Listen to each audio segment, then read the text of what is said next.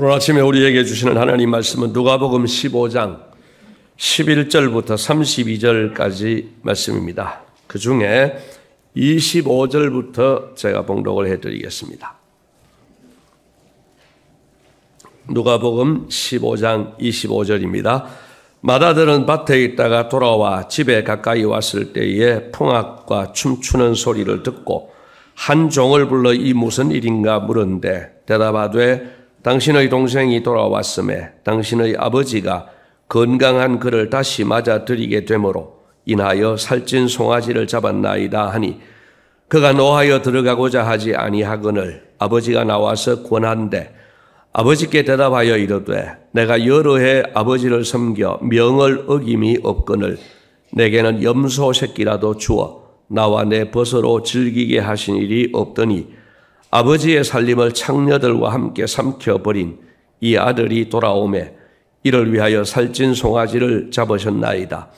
아버지가 이르되 예 너는 항상 나와 함께 있으니 내 것이 다 내 것이로되 이 내 동생은 죽었다가 살아났으며 내가 잃었다가 얻었기로 우리가 즐거워하고 기뻐하는 것이 마땅하다 하니라. 아멘. 우리가 신앙생활을 함에 있어서 가장 중요한 것을 하나만 꼽으라고 한다면 여러분은 무엇이라고 대답하시겠습니까? 생각해 보면 중요한 것이 참 많습니다. 예배도 중요하고 말씀과 기도도 중요하고 주일 성수도 중요하고 다 중요한 이유가 있습니다. 그런데 가만히 생각해 보면 가장 중요한 것은 관계입니다. 이것은 제가 주장하는 이야기가 아니고 예수님께서 말씀하셨습니다. 마태복음 22장에 보면 한 율법사가 질문을 합니다. 예수님, 율법 중에서 가장 중요한 계명, 가장 큰 계명이 무엇입니까? 했더니 예수님께서 마태복음 22장 37절에서 40절 이렇게 대답을 하십니다. 잘 아시는 말씀인데요. 한번 읽어주시면 감사하겠습니다. 시작.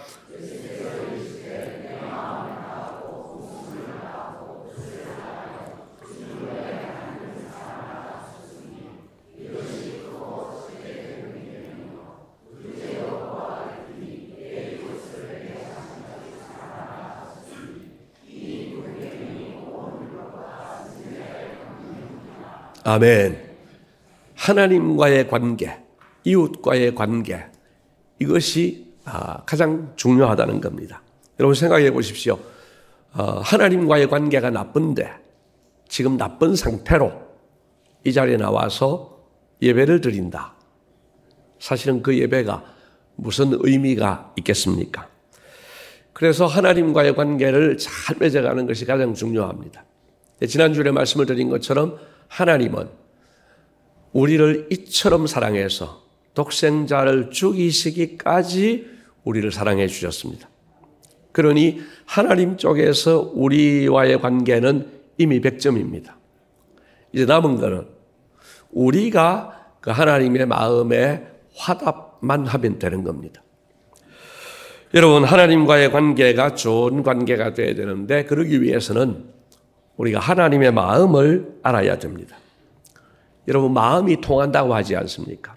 사랑하는 사람끼리 또 친한 친구끼리 마음이 통하고 그래서 상호간에 서로 마음을 맞춰가면서 우정도 깊어가고 사랑도 깊어지는 법이지요. 오늘 우리는 예수님께서 주신 이 본문의 비유를 통해서 하나님 아버지의 마음을 알아보고자 합니다. 그래서 하나님 아버지의 마음을 잘 알아서 하나님과 우리의 마음이 통하고 우리가 하나님 마음에 합한 사람이 되기를 축복하며 소원합니다. 자, 두 가지를 말씀을 드리려고 합니다. 첫째로는 불효막심한 아들이라도 돌아오기만을 기다리시는 하나님 아버지의 마음을 알아야 합니다. 오늘 본문에서 둘째 아들은 살아있는 아버지에게 유산을 상속해달라고 했습니다. 여러분 유산은 아버지가 돌아가신 후에 상속한다는 거죠. 그런데 살아계신데 상속해달라 이 말은 아버지를 죽은 사람 취급하는 겁니다. 요즘 부모가 미리 자녀에게 재산의 일부를 넘겨주는 것과는 차원이 다르다는 이야기입니다. 그래도 오늘 12절 말씀에 보면은 아버지는 이 두 아들에게 각각 살림을 나누어 주었습니다. 그랬더니 이 둘째 아들이 어떻게 했습니까? 13절 말씀입니다. 13절 말씀을 한번 읽어주시기를 바랍니다.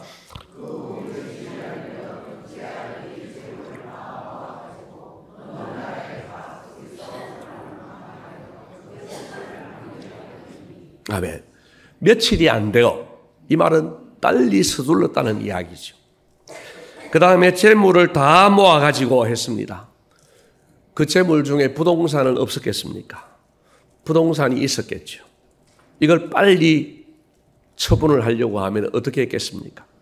제가 부동산을 잘 모르지만 금매라는 게 나와 있습니다. 빨리 팔아야 된다. 그러면 금매를 할 때에는 제값보다는 싸게 팝니다. 그래야 빨리 나가기 때문입니다. 오늘 이 아들이 지금 아버지로부터 물려받은 재산을 금매한 겁니다. 이 모습을 지켜보는 아버지의 마음이 어떠했을지 이것은 상상에 맡기겠습니다. 그리고 13절 방금 읽은 마지막 부분에 보니까 이 아들이 먼 나라로 떠납니다. 그리고 허랑방탕하여서 그 재산을 낭비했다고 했습니다. 자, 이 모습을 이 아버지가 지켜본 것은 아닙니다. 보고 들은 것은 아닙니다. 그러나 충분히 상상이 됩니다. 그 당시에 문화적인 배경이나 이런 것들을 생각을 해보면 당시에 조혼을 하던 시절이기 때문에 아마 이 아들의 나이는 10대 후반이었을 거다라고 추정을 합니다. 그러면은 지금으로 말하면 고등학생쯤 되는 아들입니다. 이 아들이 평소에 어떻게 살아왔는지 우리는 짐작할 수 있습니다. 그리고 급기야는 아버지 재산을 달라 해가지고 떠났으니 이 아들이 뭐 가서 사업에 성공을 하겠습니까? 뭐 결과는 눈에 보듯이 뻔한 것이죠. 자, 그런데도 아버지는 이 불효박심한 아들을 기다립니다. 자, 기다리는 것을 어떻게 알 수 있습니까? 오늘 본문을 한번 보십시오. 14절에서 16절까지는 이 아들이 이제 쫄딱 망하고 나서 비참해진 상황을 말합니다.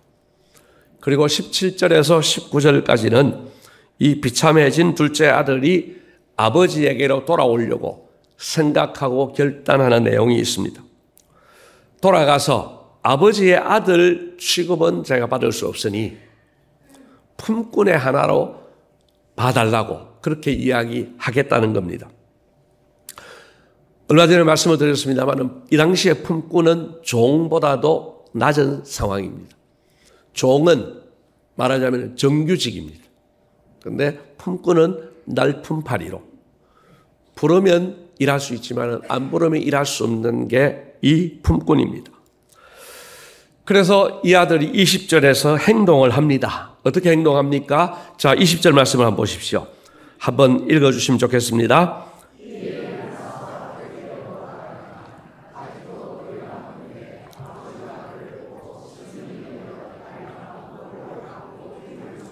아멘. 자, 여기서 한번 유추를 해 보십시오.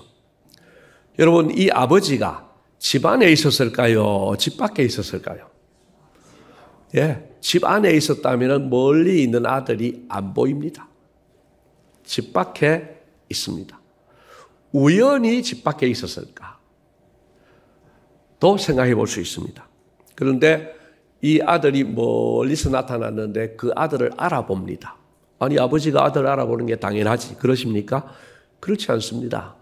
이 집에 있을 때에 참 부잣집 아들로서 좋은 옷 입고 또 잘 치장해가지고 있다가 이제 먼 나라에 가가지고 몇 년 지나면서 그야말로 노숙자처럼 되어 있습니다. 머리인들 깎았겠습니까? 그렇게 노숙자처럼 되어 나타났을 때에 어쩌면은 그냥 생각 없이 지나면은 지나가도 모를 정도가 됐을 수 있습니다.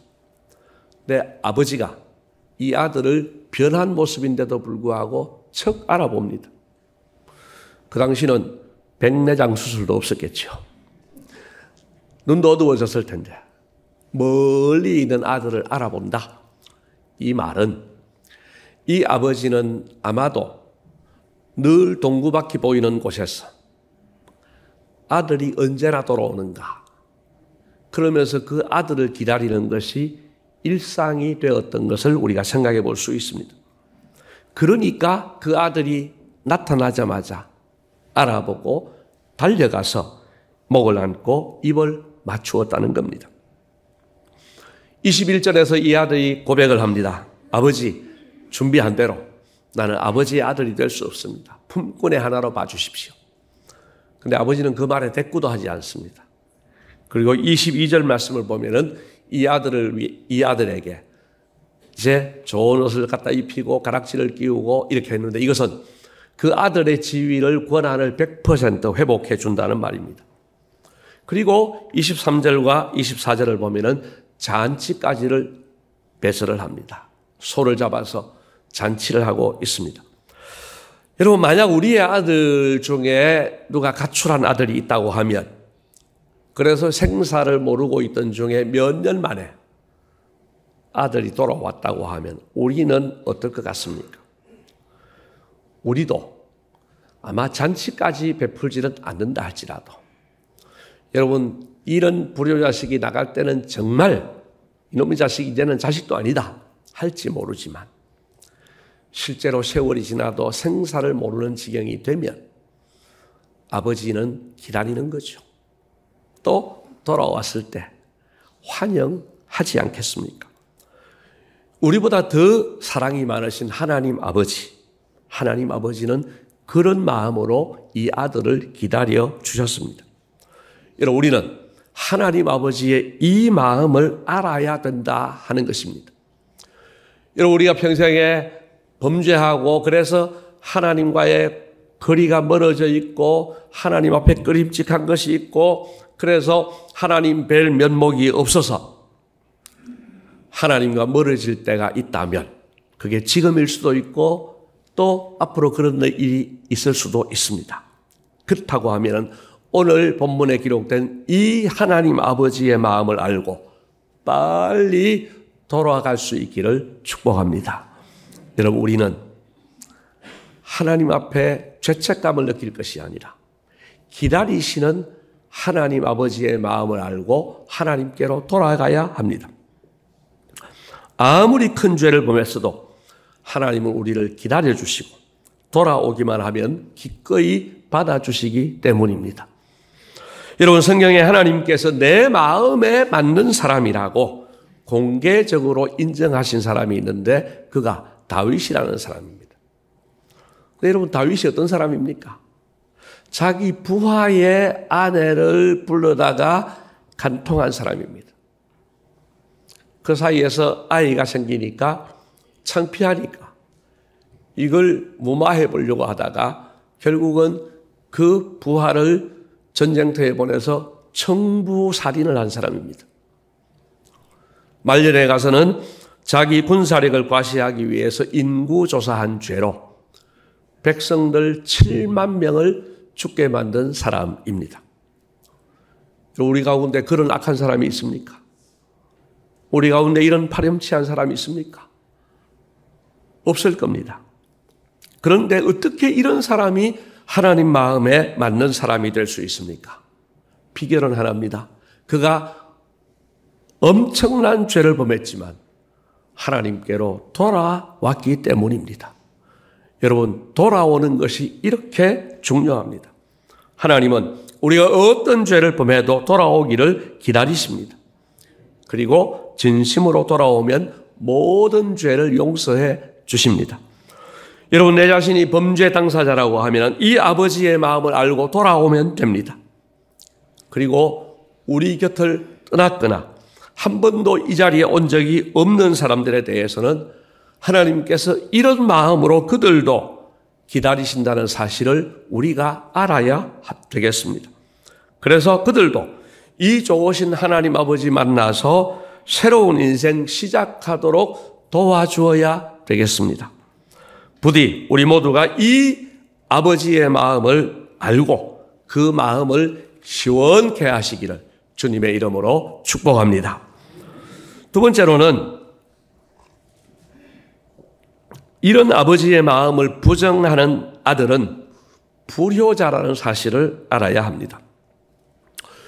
우리는 그동안 둘째 아들에 대하여 주로 묵상해 왔습니다. 이전의 설교도 이 둘째 아들을 우리가 주로 주목해 왔습니다. 그런데 예수님께서 이 비유를 주신 배경을 살펴보면 오히려 첫째 아들에 해당되는 사람들에게 이 비유를 주셨습니다. 여러분 누가복음 15장을 1절을 보시겠습니다.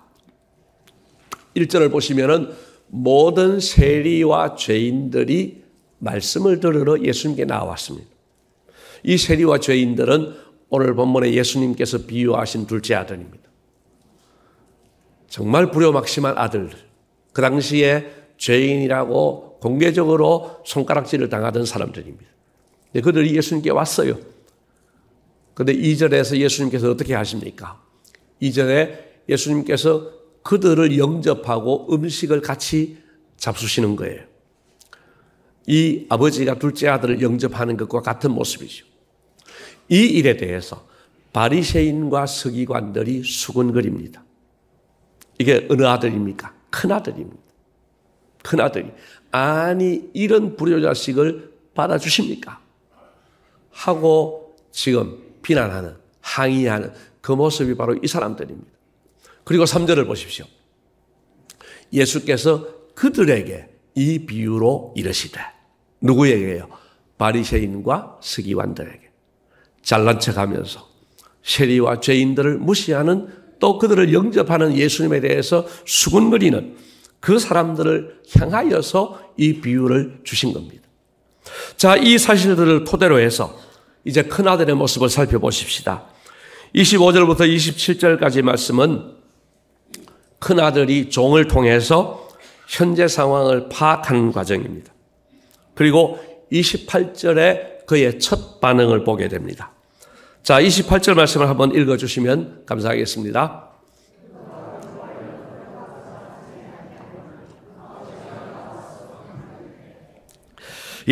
그가 노하여 그 잔치집에 들어가지 않겠다고 합니다. 사실은 이해가 되는 부분이죠. 그런데 아버지가 나와서 그를 권합니다. 권하는데도 이 아들의 반응이 어떻습니까? 여러분 29절과 30절 말씀에 보면은 그동안에 쌓인 것들이 폭발을 합니다. 아버지에 대한 원망이 있습니다. 내가 이렇게 아버지의 명을 어긴 적이 없는데 아버지 내한테 염소 새끼라도 한 마리 잡아준 적이 있습니까? 그동안에 쌓여 있습니다. 불평이 쌓여 있습니다. 그들에게는 공로의식이 있습니다.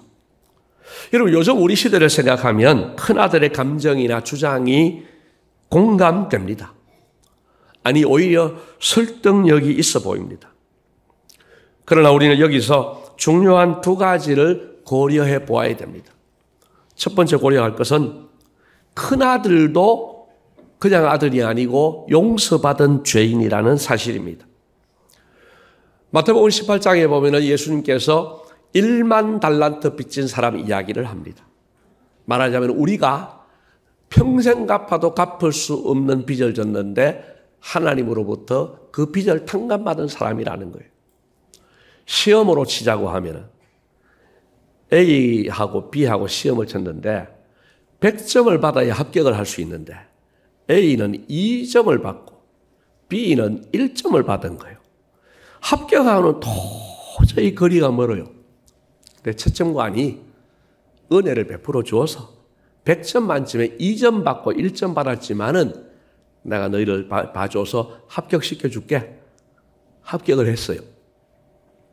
합격을 했더니 이 2점짜리가 1점짜리 보고 하는 말이 니는 내 절반밖에 못 받은 놈인데 그 시험관에게 이야기하는 거예요.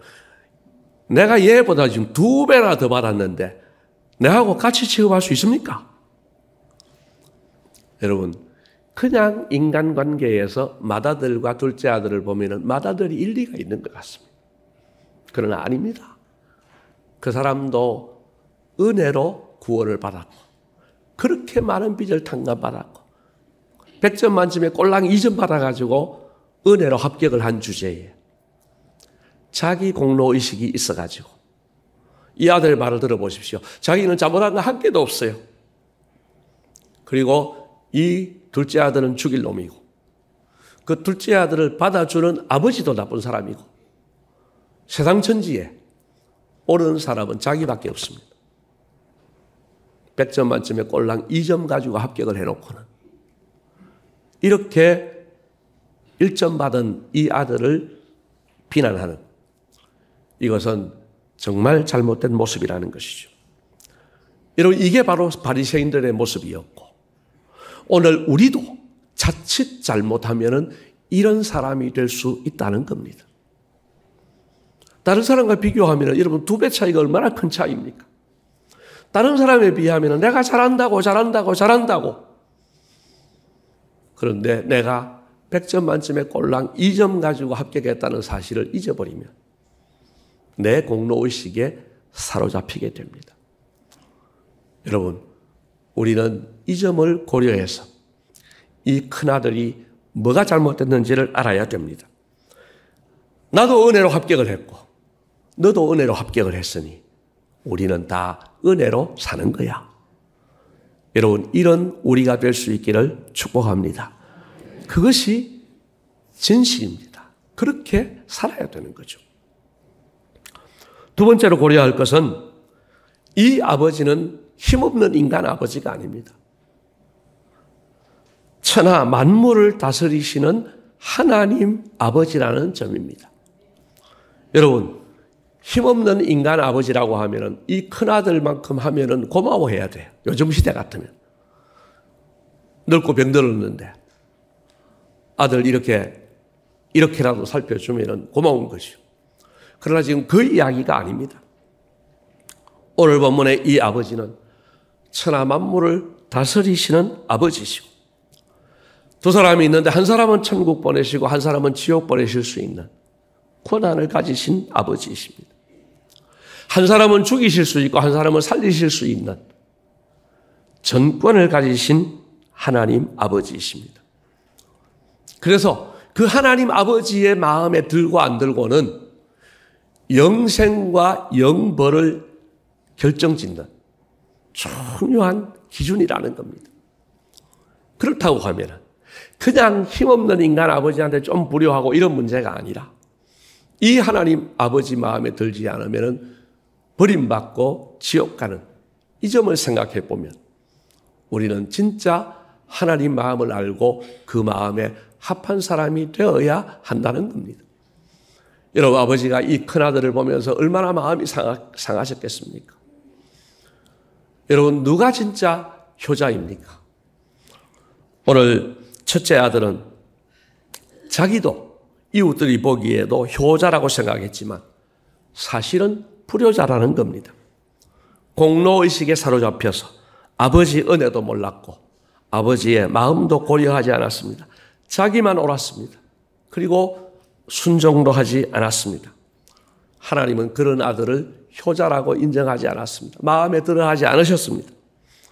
그러나 둘째 아들은 큰 죄를 범했지만 죄를 깨닫고 아버지 품으로 진짜 돌아와서 아버지 마음을 기쁘게 했습니다.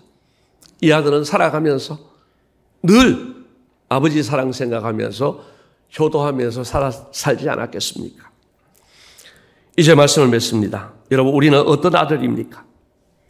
우리 모두 하나님 아버지의 마음을 잘 알아서 범죄의 자리에 있을 때는 회개하고 아버지 품으로 돌아갈 수 있기를 바랍니다. 그리고 집 나간 아들을 기다리시며 돌아왔을 때는 두 팔 벌려 환영하시는 아버지의 마음을 아시면 좋겠습니다. 그래서 우리도 이 큰아들과 같은 아버지와 반대 방향이 아니라 우리는 아버지의 마음을 알아서 그 아버지의 마음과 같은 방향의 마음으로 살아가고 행하시기를 주님의 이름으로 축복합니다. 고맙습니다, 주님. 우리가 이 큰아들 같은 잘못을 저지를 때가 얼마나 많은지 모르겠습니다. 큰아들 같은 공로의식에 살아가면서 정작 아버지의 마음을 모르고 아버지의 마음을 섭섭하게 할 때가 많았던 저희들입니다. 주님 우리를 돌아보게 하시고 이제는 하나님 마음을 아버지의 마음을 잘 알아서 하나님 둘째 아들 같은 마음으로 또한 하나님 앞에 잘하되 은혜를 기억하면서 감사하는 마음으로 살게 하여 주시옵소서. 무엇보다도 정죄하지 않게 하시고 하나님 다른 사람들과 함께 더불어서 은혜의 법으로 살게 하여 주시옵소서. 감사하옵고 예수님 이름으로 기도드리옵나이다. 아멘.